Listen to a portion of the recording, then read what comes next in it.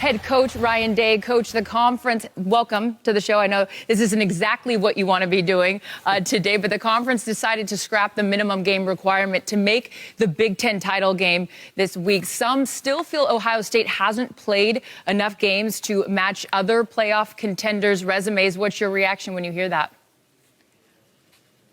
Yeah, well, I mean, everybody has their opinion, but, you know, we just focus on playing one game at a time. And we have a very, very talented team, and this team's done everything we've asked them to do right from the get-go. And they've been through a lot of stuff.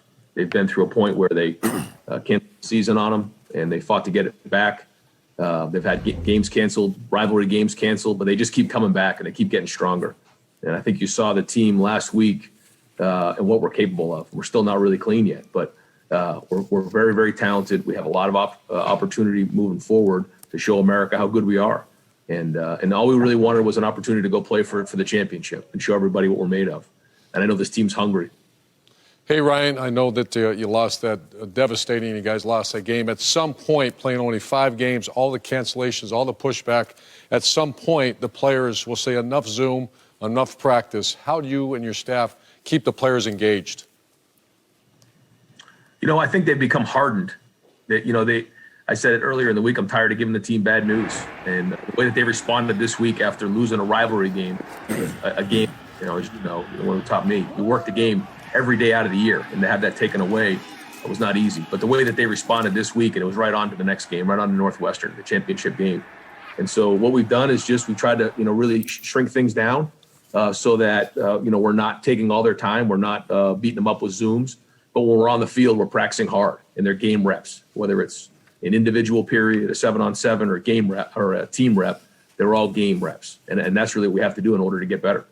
Coach, you just said it's time to focus on Northwestern, your opponent in the Big Ten championship game. What kind of challenges do they present to your football team?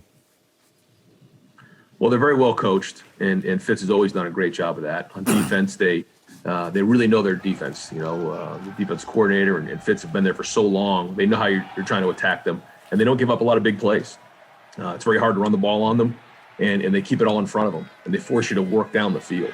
And then on offense, I think Peyton Ramsey's giving them a shot in the arm. They control the football. They're smart. They really don't turn the ball over. And so when you do that, that's where you have to put. You got to be on your game. They're not going to give you anything. You have to earn everything you have, and so it's going to be a challenge that way. Coach, I want to talk about your defense because last time we were in Columbus, we saw them challenged by IU's offense. Have you guys been able to feel like you've been able to make the improvements you've needed to since then? I know you played Michigan State, but Lombardi went out early in that game. Are you where you need to be defensively at this point? I think we're making some progress. I think our front seven is playing as good as anybody in the country. We've given up some big plays. But, when you look at our real good plays, they've been excellent. I think our linebackers are playing as good as anybody in the country, and our front seven's playing strong. I think Sean Wade, made some nice plays last week, and our back end's getting stronger. And I think we've made some of those corrections. And if we can just get rid of some of those big plays, I think we can play with anybody in the country, and that's really been the key. But when you don't have those non-conference games, and you don't have some of those things, you don't know really where you're weak until you get into a game. And that's really what's happened. So we would be typically into like October right now, but we're not. We're in the middle of December, and that's been the challenge. It's been, just a strange year that way, but I think we've made some improvements, and I think our best football is ahead of us on that side of the ball. Coach, I'm just curious to see if you saw any of Coach Meyer's bloopers maybe before you came on with us. Oh, God. Anything you want to give us, any analysis you want to give us from that? He needs some advice. I don't forget the people that take shots. That, right? Just remember that.